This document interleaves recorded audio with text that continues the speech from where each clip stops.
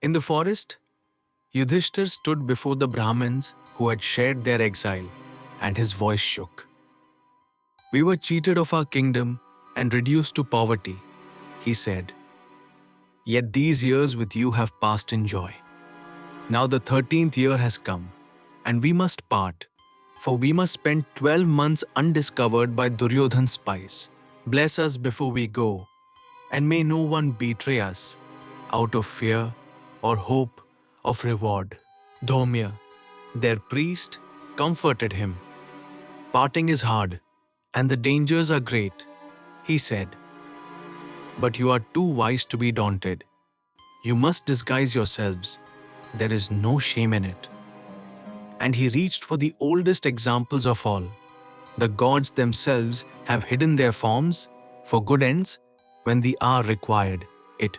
Indra, pressed by demons, once lived unknown as a Brahman and destroyed his enemies from hiding, Dhaumya said.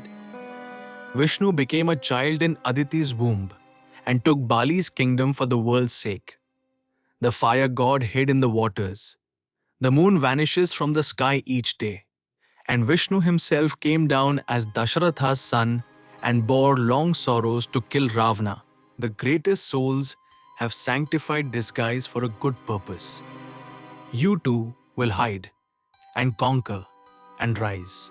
Hope stirred in the brothers at his words. Yudhishthira thanked the Brahmins for their long companionship and released his retinue to go home. The forest grew heavy with goodbyes. Then the five brothers and Draupadi withdrew to a secluded spot to settle the hardest practical question of all. Who would each of them become? They sat together under the tall trees, the weight of the coming year on them. And Yudhishthira, sad but practical, turned to the brother who knew the world best. Arjuna, he asked, where would it be best for us to spend this 13th year? Hidden? Everything now depended on choosing the right place and the right disguises. Yama has blessed us, Arjuna answered, so we can pass the year together without discovery. There are many kingdoms to choose: Panchala, Salva, Vidhe, Magad, and more. But if I may give my opinion, the Matsya country of King Virata is the best. Prosperous, charming, and safe. The choice, of course, is yours. Yudhishthira agreed at once. Virata is strong, he said, and loves us. He is a man of mature judgment, devoted to virtue. Duryodhan can neither bribe nor frighten him. Let us live incognito in Virata's kingdom. The place was settled. Now came the harder, stranger part. What work would emperors seek in a stranger's court? And what work will you seek, brother? Arjuna asked, and even asking it, his heart ached. Yudhishthira, the guileless king who had performed the Rajsuya, now reduced to taking service. There is a particular grief in watching the greatest come down to the smallest, and Arjuna felt it fully as he waited for the answer. Yudhishthira answered without self-pity. I will go as a courtier, he said, a sannyasin skilled in dice and conversation, who will keep the king agreeably engaged with my knowledge of omens, astrology, the Vedas, ethics, and statecraft. I will say I was once an intimate of Yudhishthira and learned these arts at his side. He would hide the king inside a scholar and serve. Then he turned to Bhima, and the tears came. You who killed Baka and Hidimba and Jatasura, he said, you from whom strength overflows. What disguise could possibly hide a personality as vast as yours in Virata's court? It seemed an impossible task to make the mightiest man alive invisible. Bhima laughed. Trust Bhima to laugh. I will be a cook, he said. You know my appetite. I am also an expert at the work, and I will please Virata with dishes he has never tasted. I will chop the forest for firewood, and for sport, I will wrestle the champions who come to his court and throw them all. The giant would hide in a kitchen, This alarmed Yudhishthira. Wrestling might turn deadly and expose them. But Bhima calmed him at once. I will kill no one, he promised. I may give a rough jolt to any wrestler who deserves it, but no more. And I will restrain the mad bulls and buffaloes for the king's amusement. He had thought it through. Strength on display, but leashed. Yudhishthir's fear eased. Then Yudhishthir turned to Arjuna and could not help himself. He broke into praise, recounting his brother's glories at length, for who deserves praise if not Arjuna? And then he asked the impossible question, how can you, of all men, hide your towering valor? What role on earth could conceal the greatest archer alive? And Arjuna gave the most surprising answer of all. I will go as a eunuch, he said, and serve among the ladies of the court, hiding under a jacket the bowstring scars on my arms. For when I refused the nymph Urvasi's advances in heaven, calling her a mother to me, she cursed me with the loss of my manhood, a curse Indra softened to a single year, to be spent whenever I chose. I will spend that year now, in white conch bangles, my hair braided like a woman's, dressed in women's clothes. Arjuna went on, I will work in the queen's inner apartments and teach the women singing and dancing, saying, I once served Draupadi in Yudhishthir's court.